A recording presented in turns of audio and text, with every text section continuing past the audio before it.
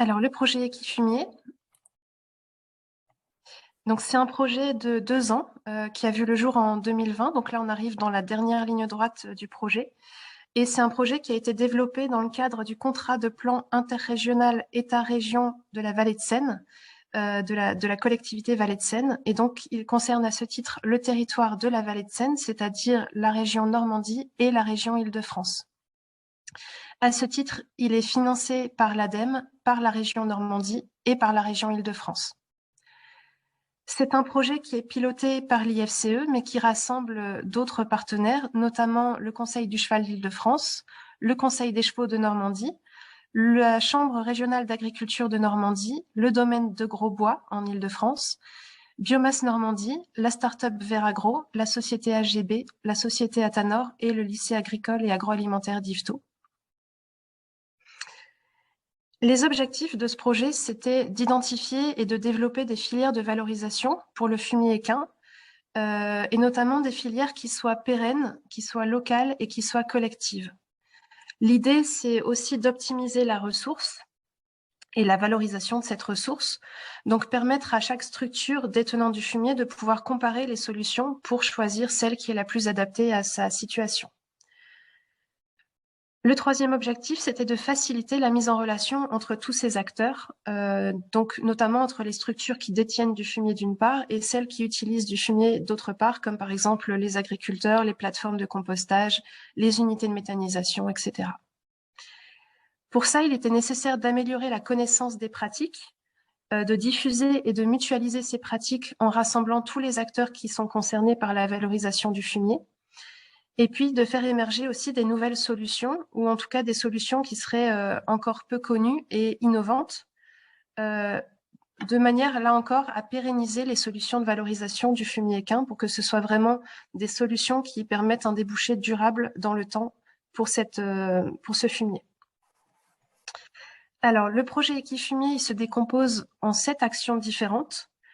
Tout d'abord, il s'agissait de faire l'état des lieux de la production de fumier équin, donc c'est-à-dire l'étude du gisement, pour caractériser en Normandie et en Île-de-France à la fois le volume disponible, les caractéristiques de ce fumier. Est-ce que c'est plutôt du fumier de paille, de copeaux? Est-ce que c'est plutôt un fumier qui est propre ou plutôt souillé? Comment il est valorisé aujourd'hui? À quelle fréquence il est évacué? Quels sont les débouchés actuels?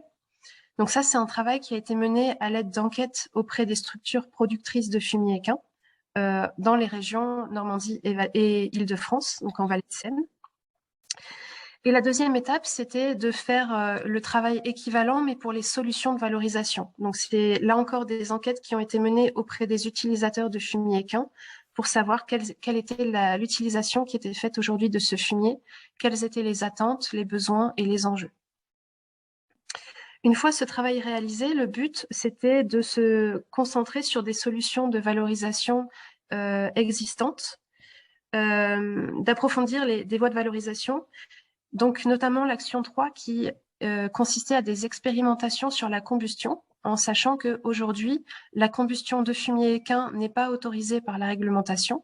C'est quelque chose, c'est un procédé qui n'est pas autorisé actuellement, mais dans le cadre du projet, on a réussi à obtenir une dérogation pour pouvoir mener des essais de manière à obtenir des références techniques sur la combustion. Et si on juge que ces résultats sont concluants, ça pourra permettre d'entamer une discussion sur une éventuelle évolution réglementaire. L'autre voie de valorisation qui est expérimentée et qui est approfondie dans le cadre de ce projet, c'est le lombricompostage avec le prototypage d'une ligne de lombricompostage à flux continu qui doit être installée sur une exploitation équestre. Et enfin, la méthanisation, notamment grâce au travail de la Chambre régionale d'agriculture de Normandie, avec différents livrables, notamment un outil de calcul qui est mis en place, et puis la rédaction d'un guide technique sur la méthanisation, à destination à la fois des porteurs de projets de méthanisation qui seraient intéressés pour incorporer du fumier équin dans leur ration, et à destination également des structures équestres qui souhaiteraient utiliser cette voie de valorisation pour valoriser leur fumier. Une fois toutes ces voies de valorisation approfondies, le projet se donnait comme objectif d'aider les détenteurs de fumier à choisir la voie qui est la plus adaptée à leur situation, grâce à la mise en œuvre d'un outil d'aide à la décision sur le choix de la filière la plus pertinente. Donc c'est un outil qui sera disponible prochainement. Et enfin, la dernière action concerne le développement à la région Île-de-France et à la région Normandie d'une plateforme de mise en relation entre les producteurs et les valorisateurs de fumier pour permettre de faire plus de liens entre les deux et de faciliter la valorisation. C'est une plateforme qui vous sera présentée un peu plus en détail à la fin de cette conférence.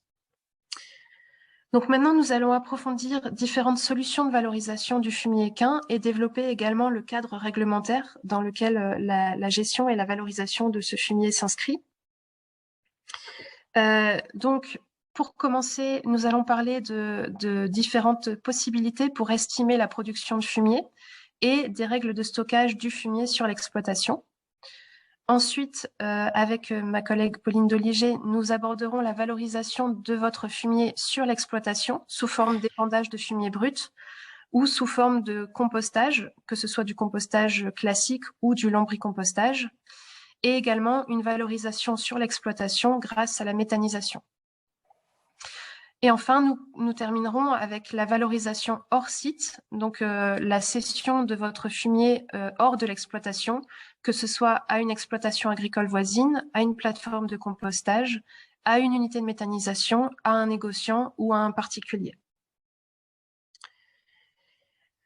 Alors, pour commencer donc sur l'estimation de la quantité de fumier produite, c'est important d'avoir en tête une estimation du volume ou du tonnage que vous avez pour savoir de quoi on parle et de quelle quantité il va être question en vue de cette valorisation du fumier. Donc là, bien sûr, ce sont des chiffres, ce sont des estimations, hein, donc c'est évidemment à affiner en fonction de votre situation. Mais ce qu'on peut dire, c'est que déjà pour un cheval de 500 kg, on va avoir en moyenne 24 à 27 kg de déjection par jour qui vont se répartir sous forme de 15 à 17 kg de crottin et 9 à 10 litres d'urine. Ça représente une production de fumier qui est en moyenne entre 9 et 12 tonnes de fumier par cheval et par an. En termes de volume, on sera donc entre 18 et 25 mètres cubes par cheval et par an pour ces effluents équins.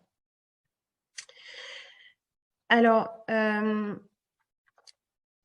pour affiner votre connaissance de la quantité de fumier qui est produite sur votre structure, il existe quelques petites astuces. Donc, par exemple, à partir de la litière consommée, de la quantité de litière que vous faites entrer sur votre structure, vous pouvez utiliser un coefficient multiplicateur pour connaître le tonnage de fumier qui va être produit. Par exemple, si on est sur du fumier de paille qui va être assez propre, donc très pailleux, il suffit de multiplier par 2,5 la quantité de litière consommée pour obtenir une estimation de la quantité de fumier qui va être produite sur votre structure. Pour un fumier qui sera un peu plus souillé, le coefficient multiplicateur sera de 3,5 et pour un fumier de copeaux, il sera de 4. Donc, on y reviendra plus tard, mais en bas à gauche, on vous a remis là un petit lien. En fait, on a développé un tableur qui vous permet qui vous aide à calculer directement la quantité de fumier produite à partir de la quantité de litière consommée, qui sera disponible sur la plateforme Valfumier, mais on y reviendra tout à l'heure. Pour avoir une estimation du volume, du cubage de votre fumier, par exemple, quand vous avez un tas de fumier dans votre fumière ou quand vous avez des andins, là aussi, on peut avoir une estimation assez rapidement du volume en multipliant la hauteur maximale du tas par la largeur du tas à mi-hauteur et en multipliant le tout par la longueur du tas. Donc, comme vous pouvez le voir sur le schéma à droite de cette diapositive. Et à titre d'information, concernant la densité du fumier, on a pour un fumier pailleux qui est curé en moyenne une fois par semaine, une densité approximative de 170 kg par mètre cube. Cette densité, elle est un peu supérieure dans le cas d'un fumier plus mature, qui est par exemple un fumier stocké 1 mois en fumière, où on a une densité de 250 kg par mètre cube.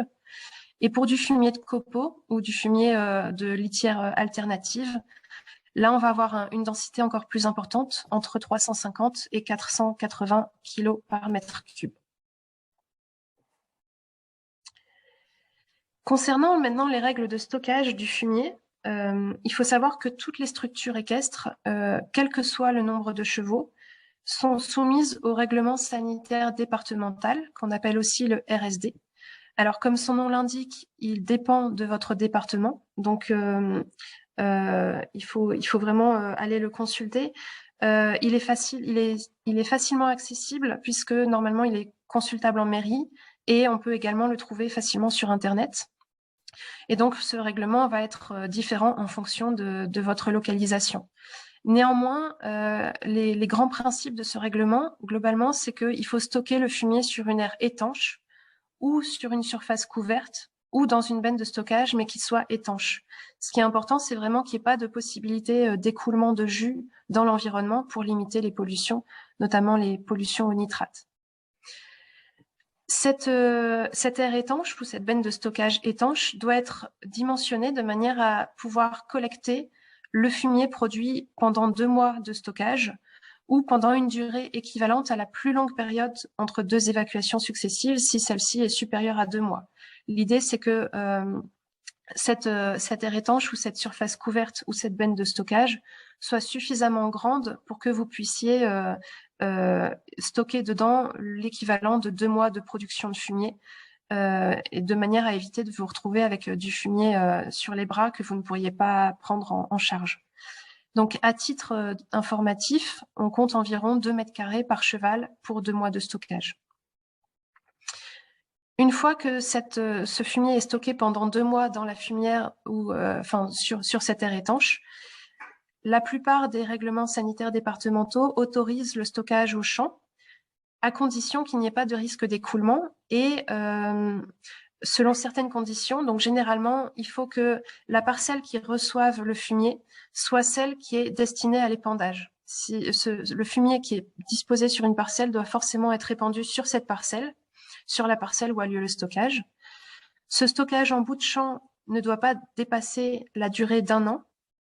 Donc ça, c'est important. Et il faut également que le stockage ne soit pas réalisé au même endroit tous les ans. Donc ce n'est pas la même parcelle, le même endroit qui doit recueillir le fumier tous les ans.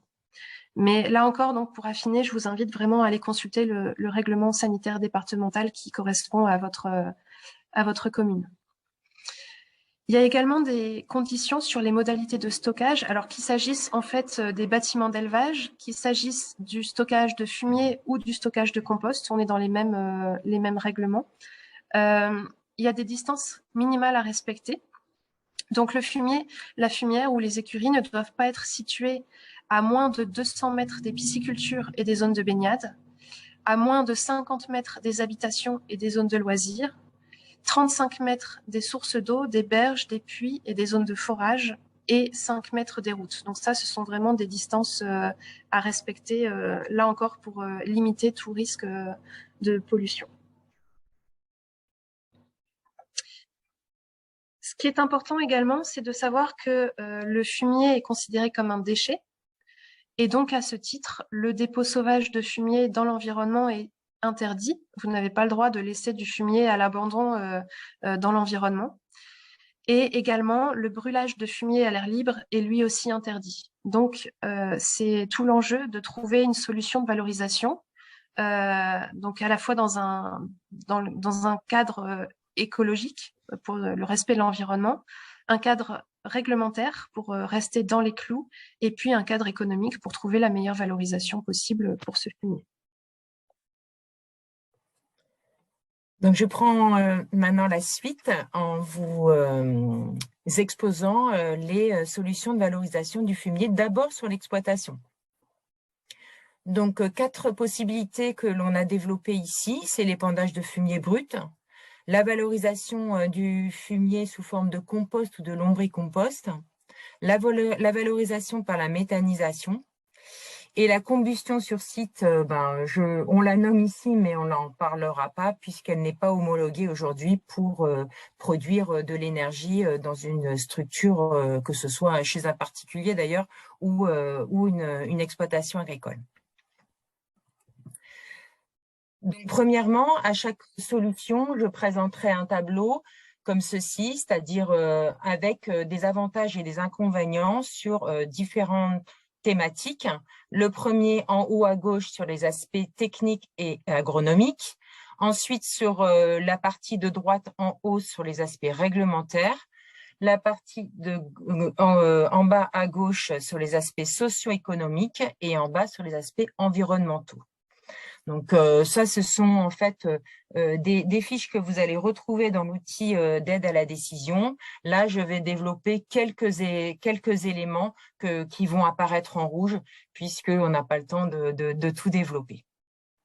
Donc ici, sur l'exploitation, sur l'épandage de fumier en brut, donc effectivement, on a un apport d'amendement par la disponibilité des éléments qui vont être à moyen terme, hein, puisqu'on va apporter de la matière organique. On appelle ça un amendement et ce n'est pas un fertilisant puisqu'on ne va pas avoir d'azote facilement disponible pour la plante. Donc ça, c'est peut-être un des effets plutôt négatifs.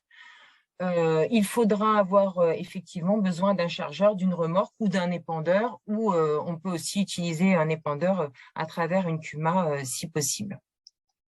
D'un point de vue réglementaire, il faudra effectivement disposer d'une surface de stockage étanche, une capacité minimale de 2 mois de stockage, et puis respecter les règles d'épandage, les distances et les périodes d'épandage, qui sont inscrites soit dans le RSD, soit dans la directive nitrate en fonction de la zone.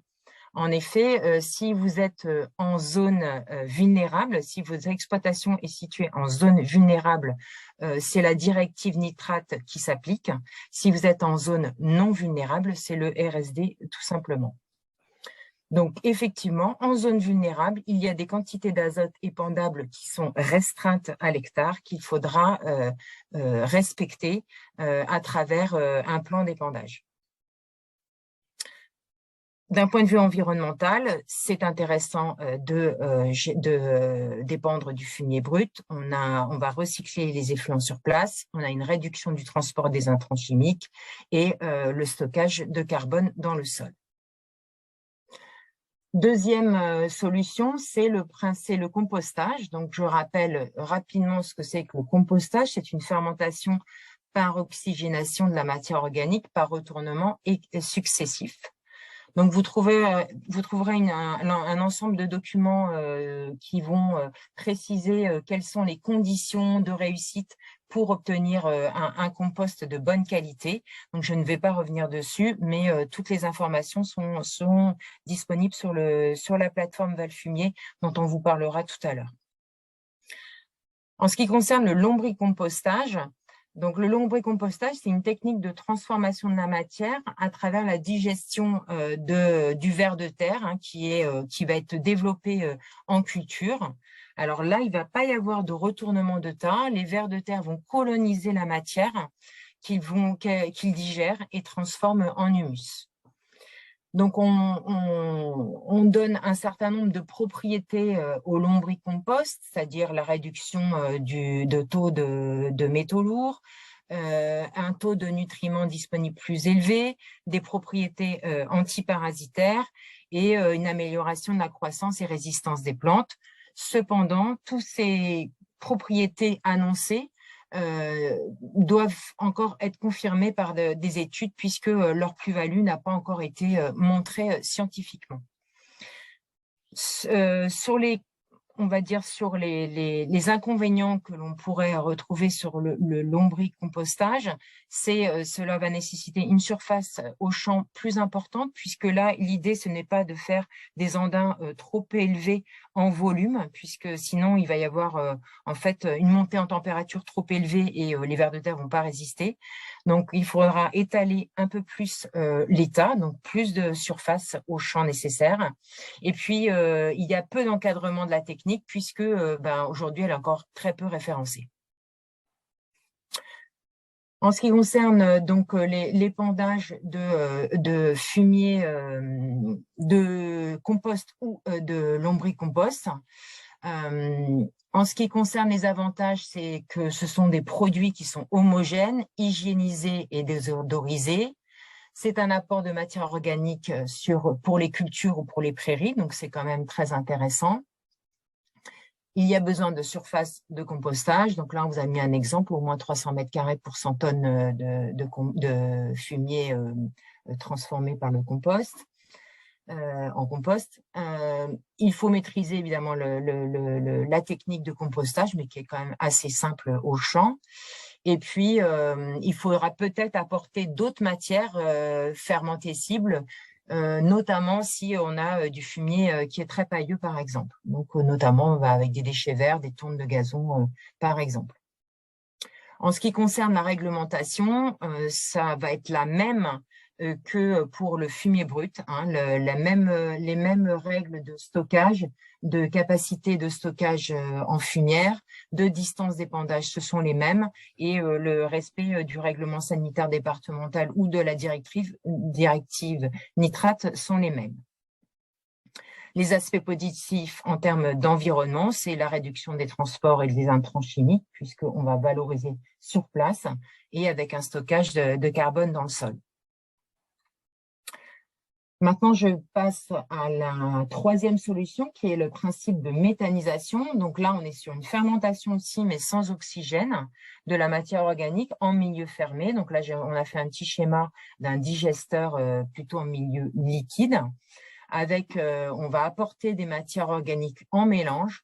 Donc, on ne peut pas faire tourner une unité de méthanisation si on n'a pas de la matière organique en mélange, hein. On a besoin d'un mélange de différentes sources de matière organique, ce qui va permettre donc la production de biogaz. Et puis, on aura un digestat, c'est-à-dire un produit issu qui est liquide et solide, issu de cette méthanisation. En ce qui concerne la réalisation donc d'une unité de méthanisation sur l'exploitation et l'épandage de digestat, donc d'un point de vue technique, on a une valorisation d'un mélange de matière organique, donc ça c'est quand même intéressant. On va pouvoir fertiliser les sols avec des digestats liquides qui sont riches en azote, donc ça c'est intéressant. Et les digestats solides vont permettre une fertilisation organique des cultures ou des prairies. Cependant, il est nécessaire de maîtriser le procédé de méthanisation dans son fonctionnement et sa maintenance. Ensuite, attendez, je vais un peu trop vite. Voilà. Cependant, en ce qui concerne la réglementation, c'est donc ce qu'on appelle une ICPE, donc une installation classée pour la protection de l'environnement. Donc, il faut déclarer l'unité en préfecture. Il y a des règles à respecter en ce qui concerne l'accueil des matières entrantes, le stockage, le procédé et le contrôle en fait des matières, que ce soit en amont, pendant le procédé et en aval. Et ensuite, il y aura aussi des règles d'utilisation des digestats selon la directive nitrate. Sur les aspects positifs, évidemment, on a une production d'énergie sur place, un recyclage des effluents aussi sur place, mais aussi à travers un plan d'épandage qui est obligatoire. Cependant, d'un point de vue économique, cela représente un investissement important, hein, au moins minimum 200 000 euros. Pour les unités de micro-méthanisation, on est plutôt dans cet ordre-là. Il y a besoin d'un accompagnement par un bureau d'études. Compte tenu des témoignages qu'on a eus, il faut au moins une étude sur 3 ans avant de voir se monter une unité de méthanisation. Et puis, il y a besoin d'une main-d'œuvre qualifiée et spécialisée, parce qu'en fait, c'est une vraie activité à part sur l'exploitation agricole, voilà. Et pour assurer le fonctionnement, la maintenance puisque l'unité de méthanisation, elle fonctionne en permanence tous les jours. Maintenant, je vais vous présenter des solutions de valorisation par l'exportation de fumier et des solutions de valorisation hors de l'exploitation équine. Donc, plusieurs solutions que nous avons énumérées ici. Donc, j'ai une unité de méthanisation à moins de 30 km ou j'ai une plateforme de méthanisation ou de lombricompostage à moins de 30 km. Je souhaite vendre mon compost ou lombricompost à un particulier ou j'ai un voisin agriculteur qui pourrait être intéressé par mon fumier. Donc, voilà un petit peu une série de solutions de valorisation. Donc, la première, c'est la cession à une exploitation agricole voisine. Donc, l'intérêt, c'est qu'il n'y a pas besoin de matériel spécifique. Il faudra cependant un accès facile à la zone de stockage si c'est, par exemple, l'agriculteur qui vient chercher la matière.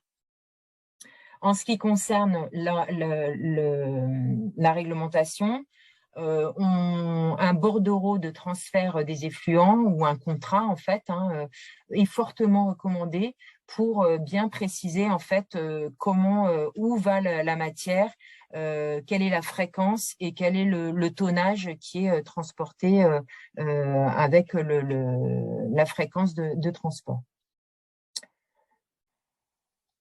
Toujours une capacité minimale de stockage à respecter pour stocker entre deux évacuations, bien sûr. Et à savoir que en fait, le repreneur du fumier va être finalement responsable ensuite du transport, du stockage, de l'utilisation du fumier à partir de la sortie de l'exploitation productrice. Donc, c'est les aspects négatifs. Il faudra effectivement économique, il va falloir négocier les contreparties. Donc, avec toutes les expériences, retours d'expérience qu'on a eu, il y a toutes les formes de contreparties financières. Il peut y avoir une vente, il peut y avoir une cession, il peut y avoir effectivement des frais pour les modalités d'enlèvement. Et voir donc un échange paille-fumier, sachant qu'aujourd'hui, on sait bien que la paille est en augmentation. Alors, une autre solution, c'est la cession à une plateforme de compostage. Donc là, il n'y a pas besoin d'équipement spécifique. Il faudra cependant que le fumier produit soit un fumier propre et sans corps étranger. D'ailleurs, ça, c'est bien une donnée qui sera importante, quelle que soit la façon dont on va valoriser le fumier, que ce soit sur notre exploitation ou en dehors. L'idée, c'est d'avoir du fumier sans corps étranger, puisque sans corps étranger, c'est pas de fer, pas de ficelle, pas de matériel de ponçage, enfin voilà, donc pas de gobelets plastiques issus de terrains de concours ou autres. Ça, c'est important. Pourquoi? Parce que du coup, sinon, il peut être refusé dans une unité, pour rentrer dans une unité de méthanisation. Il peut être refusé aussi sur une plateforme de compostage. Et puis, si vous allez le composter chez vous, vous ne serez pas très content d'avoir des déchets sur vos parcelles. En ce qui concerne la réglementation, on est exactement sur les mêmes applications que tout à l'heure, c'est-à-dire un bordereau de transfert qui est fortement conseillé, un stockage nécessaire et avec toujours la responsabilité du repreneur pour la sortie à partir de la sortie du fumier de l'exploitation. Il faudra négocier évidemment les contreparties, sachant qu'une plateforme de compostage industriel, elles sont déjà assez débordées parce qu'ils ont beaucoup de déchets verts à valoriser. Donc, on a bien vu sur toutes les études qu'on a fait que c'est pas forcément une solution intéressante pour le fumier équin, moyennant éventuellement contrepartie, c'est-à-dire paiement pour valoriser du fumier équin ou au moins des frais de traitement ou même des frais de transport jusqu'à la plateforme de compostage. En ce qui concerne la cession à une unité de méthanisation, donc ça c'est un ça peut être intéressant. Si l'unité de méthanisation, on a parlé de 30 km, puisqu'on se dit qu'au-delà, en fait, on va avoir quand même trop de frais de transport, hein, que ce soit pour l'exploitant ou même pour l'unité de méthanisation. C'est intéressant puisqu'on va avoir un enlèvement régulier et garanti parce que généralement, il y a un contrat qui s'établit entre le fournisseur de matière et l'unité de méthanisation.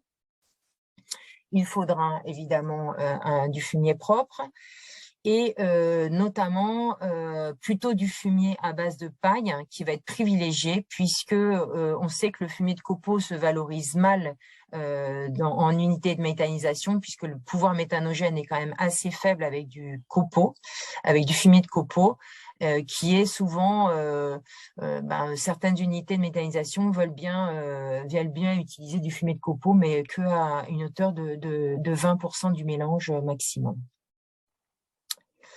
Donc, on est toujours sur les mêmes règles, sur les mêmes aspects réglementaires. Donc, un bordereau de transfert et puis une responsabilité par le repreneur. Donc, toujours besoin de négocier les contreparties. Donc, on a vu que dans certaines unités de méthanisation, on a vu toutes formes de contrats, hein, soit une vente de fumier par certaines unités, soit une demande de prise en charge des frais de transport par le producteur de fumier, ou aussi la possibilité de récupérer le digestat et de faire partie en fait du plan d'épandage et de récupérer en fait le digestat pour fertiliser les sols. Donc ça, on l'a déjà vu aussi chez des éleveurs qui avaient une unité de méthanisation à côté de chez eux. L'intérêt, c'est une double valorisation du fumier, hein, retour au sol de la matière organique et puis production d'énergie. Par contre, là, il n'y aura pas de restitution directe si on n'utilise pas les digestats, mais on peut aussi effectivement récupérer une partie des digestats, comme je disais tout à l'heure.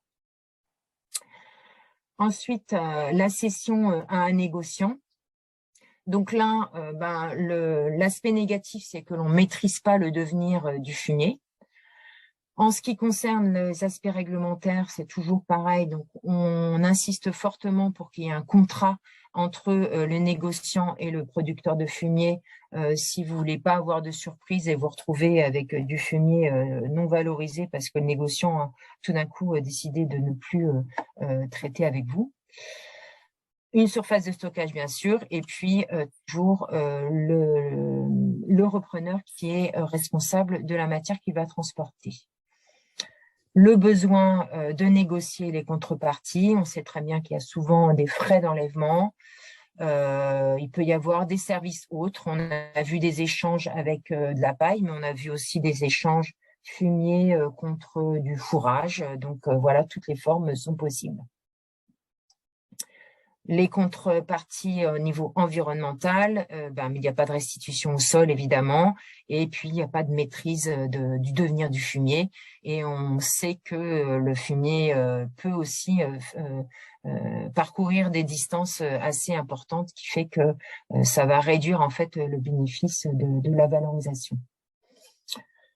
Voilà, en ce qui concerne ensuite la cession à un particulier, donc ça c'est quelque chose qui, on a beaucoup de questions là-dessus. Donc sur les aspects positifs, on a une durée de stockage qui est limitée sur l'exploitation. Voilà, on n'a pas forcément un enlèvement régulier puisque le particulier ou les particuliers vont prendre du fumier quand ils en ont envie. Souvent avec des faibles quantités à la fois, donc c'est pas toujours très très intéressant.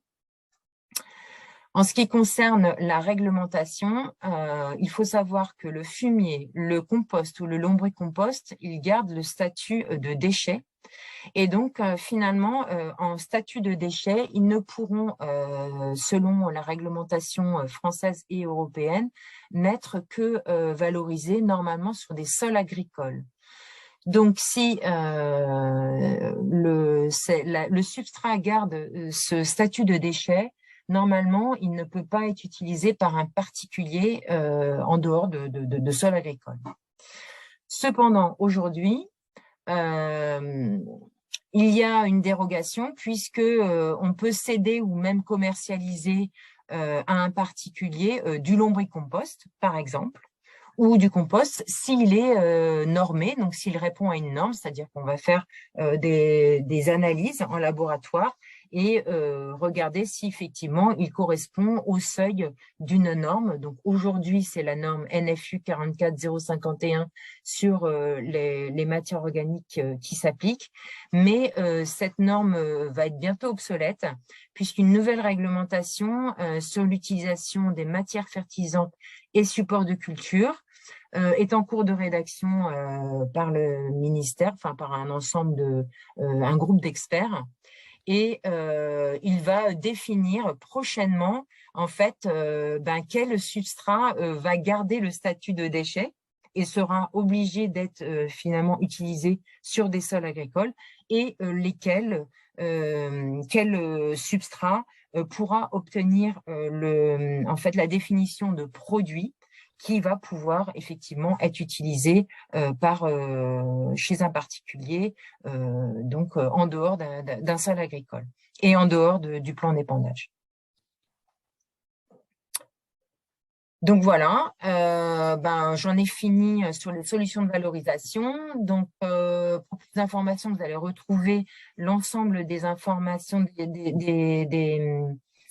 des solutions de valorisation, qu'elles soient techniques ou réglementaires, sur l'Equidia et puis sur la plateforme valfumier.fr que va présenter ma collègue tout de suite.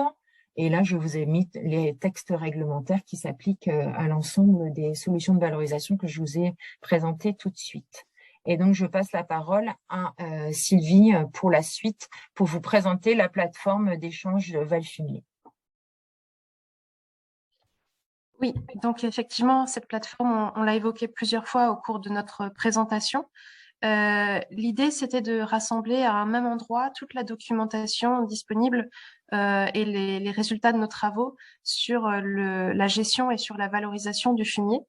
Donc, c'est vraiment une plateforme qui s'adresse à tout le monde, que vous ayez déjà une solution pour votre fumier ou pas encore. Je vous invite vraiment à aller la consulter et à y jeter un œil. Et notamment, elle vous permet d'accéder à toute une série de ressources documentaires, notamment des ressources techniques, des ressources réglementaires, un fil d'actualité pour être tenu informé de tous les événements, de toutes les actualisations réglementaires, les webinaires, les rencontres sur la gestion du fumier. Il y a aussi des résultats d'études et d'enquêtes, et puis des témoignages à la fois sous forme de fiches et sous forme de vidéos. Donc voilà, toute cette documentation, elle est à votre disposition. Et même si vous avez déjà une solution pour la valorisation de votre fumier, ça vous permet d'approfondir vos connaissances et de rester au courant de ce qui se passe sur cette thématique. Et puis pour ceux qui n'ont pas encore de solution de valorisation, la plateforme est là également pour vous aider, pour vous accompagner à l'aide d'une cartographie. Alors il y a l'outil d'aide à la décision qui sera disponible sur cette plateforme, mais surtout il y a une carte des offres qui vous permet d'être référencé pour être facilement repéré par des personnes qui rechercheraient du fumier pour une valorisation hors de votre structure. Donc quand on tape www.valfumier.fr, on arrive sur cette plateforme. Donc, vous voyez ici à droite, vous avez le fil d'actualité avec tous les événements qui sont recensés sur la thématique du fumier de cheval. Vous avez ensuite le petit cadran s'informer et le petit cadran témoignage qui vous permettent d'arriver directement sur les ressources documentaires et sur les retours d'expérience de la part de structures équestres et de la part de valorisateurs qui ont mis en place des solutions pour la valorisation du fumier. Et puis, vous avez la carte des offres qui vous permet donc d'arriver sur la cartographie. Alors, donc ça ressemble à ça. Les structures qui sont enregistrées sur la carte, elles apparaissent sous la forme d'une pastille verte. Donc, il suffit de cliquer sur une de ces pastilles pour avoir toutes les informations relatives à la structure. Donc, on a ciblé les informations principales pour ne pas surcharger l'utilisateur de la carte. Vous avez directement l'origine du fumier. Est-ce que c'est de la paille? Est-ce que c'est du copeaux? Est-ce que ce sont d'autres types de litières? La caractérisation, c'est-à-dire est-ce que c'est du fumier qui est plutôt propre ou plutôt souillé? Le tonnage qui est disponible, la fréquence d'évacuation, le matériel qui est disponible sur place pour le chargement du fumier, le secteur d'activité de la structure et puis les coordonnées, notamment adresse mail, numéro de téléphone et la commune dans laquelle cette structure est située. Et il y a la possibilité également de laisser un petit message pour voilà, donner des informations complémentaires ou préciser des choses sur le fumier ou sur les possibilités d'enlèvement. Pour s'inscrire, donc, c'est très facile. Quand vous arrivez sur la plateforme Valfumier, vous avez un onglet en haut. Il suffit de cliquer sur Proposer du fumier et là, vous atterrissez directement sur ce formulaire d'inscription qui vous demande de renseigner donc les différents éléments qui vous ont été présentés sur la carte, c'est-à-dire l'origine du fumier, est-ce qu'il est très souillé ou peu souillé, le tonnage disponible. Alors, le tonnage disponible, en fait, pour vous aider à le renseigner, vous avez accès directement au tableur, c'est le bouton gris ici en haut à droite, estimer la production de fumier. Donc, c'est le tableur qui vous permet d'estimer facilement la quantité de fumier qui va être disponible, sachant qu'on ne demande pas un tonnage précis, mais une fourchette. Est-ce que c'est moins de 50 tonnes par an, 50 à 200 tonnes ou plus de 200 tonnes? Voilà, donc l'idée, c'est que c'est vraiment un outil qui se veut très simple, très facile d'utilisation, visuel, qui est bien évidemment complètement gratuit. Et vous avez la possibilité de vous désinscrire de la carte à tout moment. Donc, l'idée, c'est vraiment de faciliter la mise en relation. Évidemment, il y a une communication qui est faite auprès de tous les utilisateurs de fumier, donc les unités de méthanisation, les plateformes de compostage, les agriculteurs, pour qu'ils puissent directement prendre contact avec les structures qui sont inscrites sur cette carte. Voilà, faut vraiment, c'est un outil qui est fait pour vous. Faut pas hésiter à aller l'utiliser autant que nécessaire pour vous donner toutes les chances de trouver le meilleur acquéreur si vous souhaitez avoir une valorisation en dehors de votre structure. Donc, on vous donne rendez-vous sur la plateforme valfumier.fr et en cas de question, en cas de besoin, faut pas hésiter à nous contacter. Donc, vous avez ici les contacts au sein de l'Institut français du cheval et de l'équitation, du Conseil du cheval pour la région Normandie comme pour la région Île-de-France, et puis la Chambre régionale d'agriculture de Normandie si vous souhaitez notamment des précisions par rapport à la méthanisation. Et nous nous tenons disponibles dès à présent pour répondre à vos questions. J'ai vu qu'il y en avait eu quelques-unes qui avaient été rédigées dans le chat. Oui. Bah, merci beaucoup à vous deux pour cette présentation très intéressante et très complète. Alors, il y a en effet quelques questions. Donc, une personne qui nous demande si les distances de stockage sont les mêmes si le fumier est stocké dans une benne.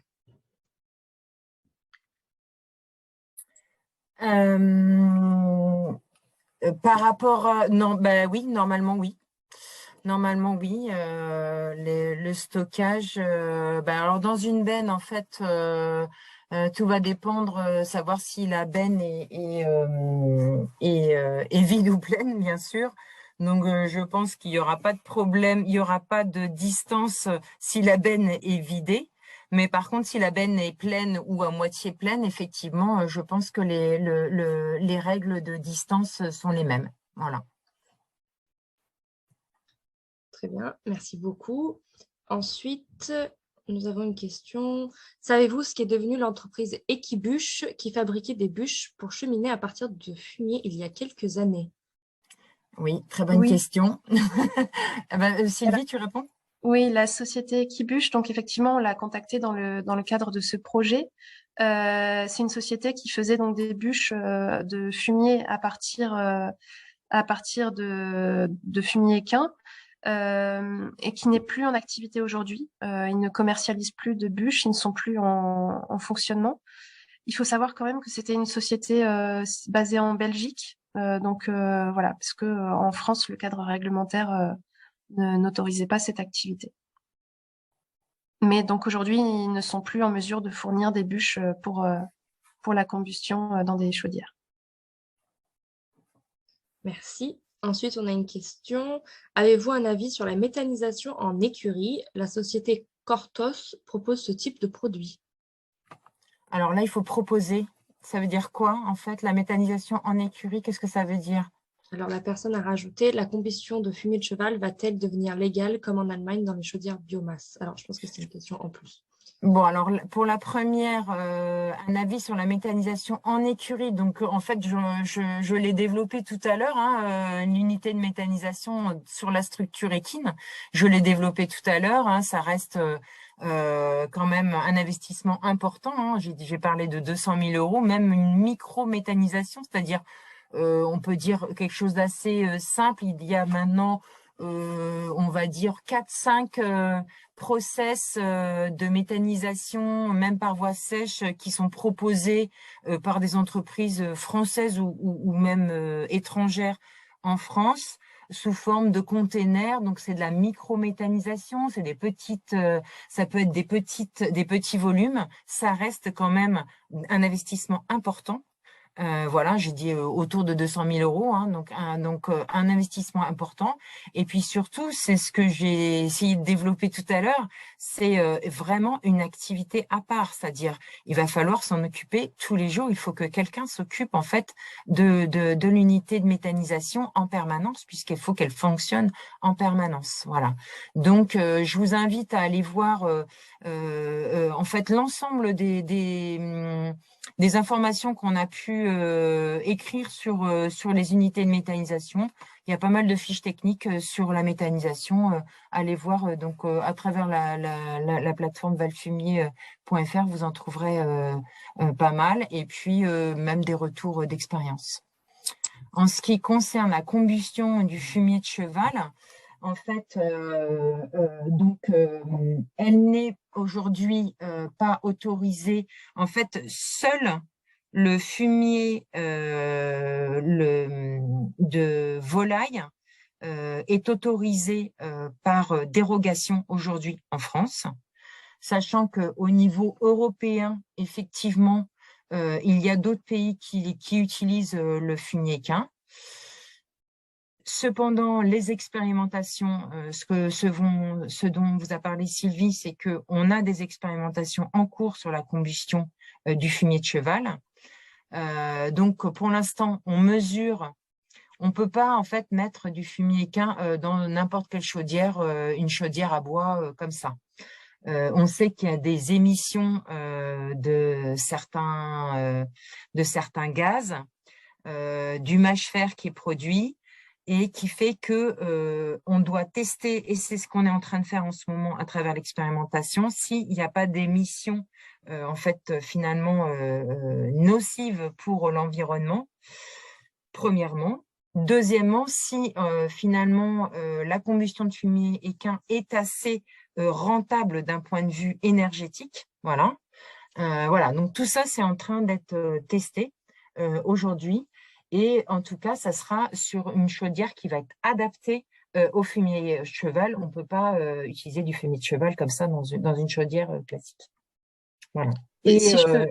il y a des normes très, très strictes sur les émissions, en tout cas. Vas-y, Sylvie.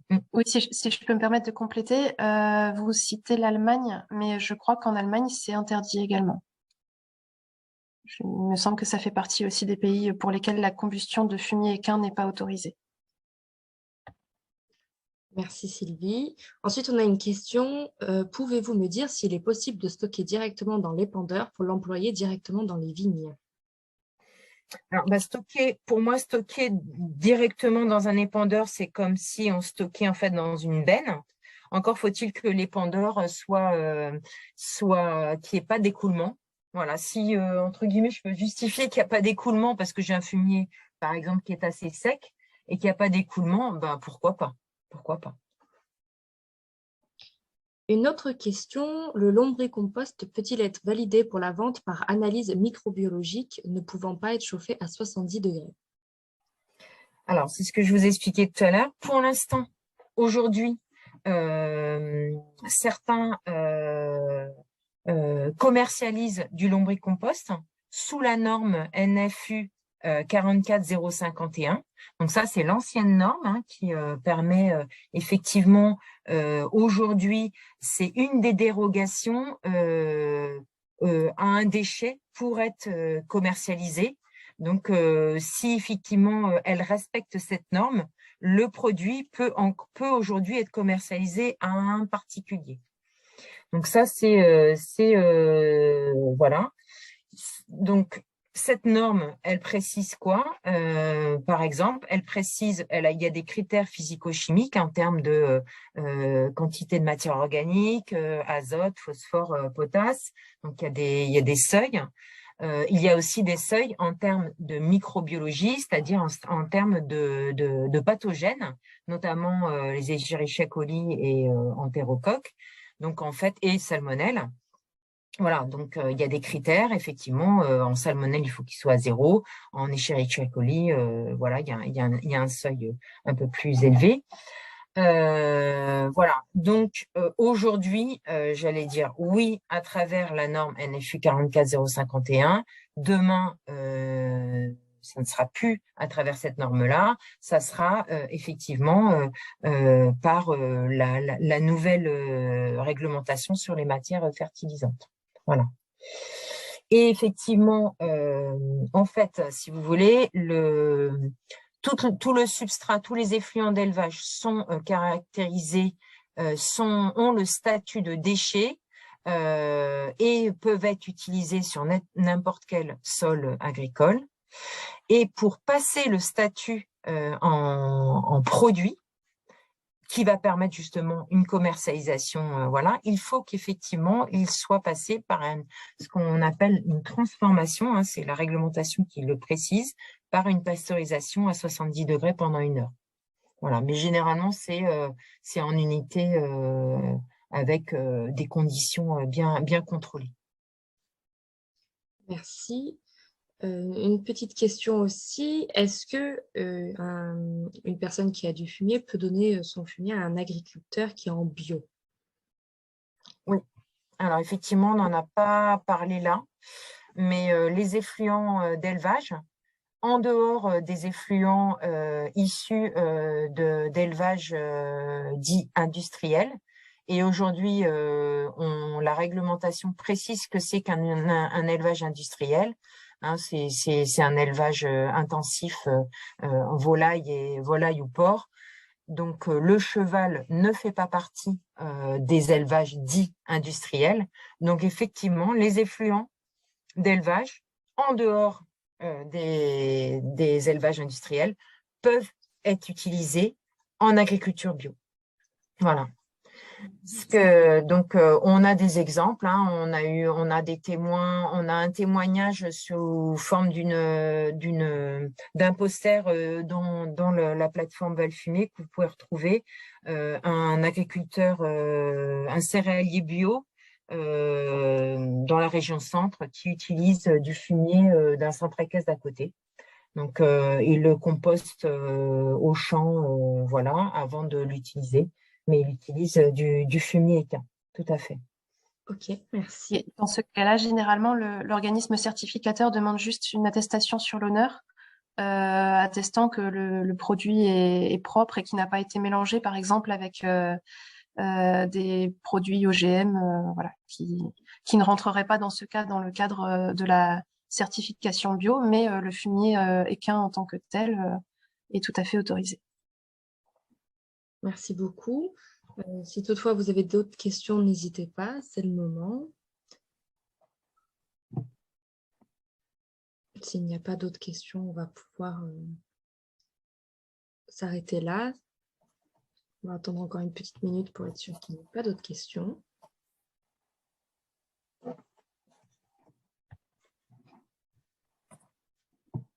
Et visiblement, on a fait le tour. Eh bien, je remercie donc Sylvie et Pauline pour cette présentation.